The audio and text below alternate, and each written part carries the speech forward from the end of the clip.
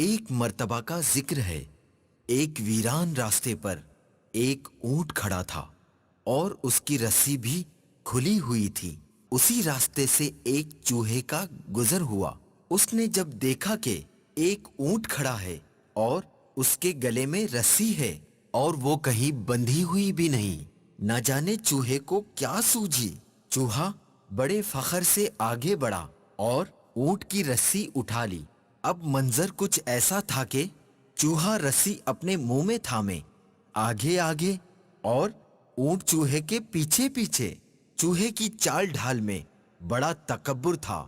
چوہا دل ہی دل میں اپنے اس کارنامے پر بہت خوش تھا کہ اتنے لمبے اور بڑے جانور کو میں اپنے پیچھے پیچھے گھما رہا ہوں۔ ہاں ہاں ہاں ہاں، دیکھا، اتنے لمبے اور بڑے جانور کو میں اپنے پیچھے پیچھے گھما رہا ہوں۔ اونٹ سمجھ گیا،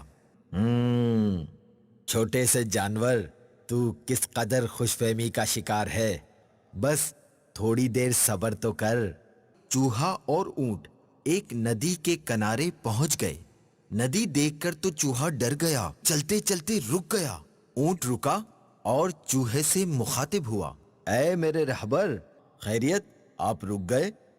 پیارے مدنی منو، پتا ہے پھر کیا ہوا؟ چوہا جو پہلے تو بہت تکبر و فخر سے چل رہا تھا، اب ندی کے بہتے پانی اور گہرائی کو دیکھ کر تو اس کی حالت ہی غیر ہو گئی۔ اونٹ نے ہنسی چھپاتے ہوئے کہا، ڈر کیوں گئے ہو؟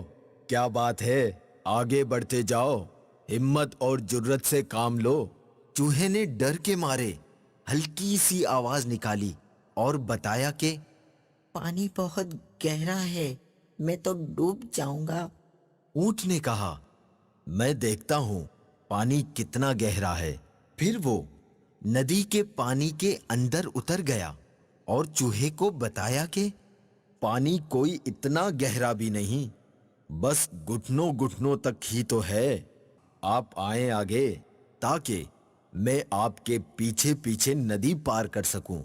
یہ سنتے ہی چوہے کی تو گویا جان ہی نکل گئی ہو۔ بڑی عاجزی و انکساری کرتے ہوئے چوہے نے کہا، پانی تو آپ کے گھٹنوں تک ہے، میں تو ڈوب ہی جاؤں گا۔ چوہا سمجھ چکا تھا کہ وہ جس بات پر غرور و تکبر کر رہا تھا یا وہ جس خوش فہمی میں تھا وہ درست نہ تھی۔ کسی کو حقیر نہیں سمجھنا چاہیے۔ چوہا اپنے کیے پر بہت شرمندہ تھا۔ کبھی اپنے آپ سے کمتر کسی کو نہیں سمجھنا چاہیے۔ ہر چیز کی اپنی اہمیت ہوتی ہے۔ آؤ میری پیٹھ پر بیٹھ جاؤ۔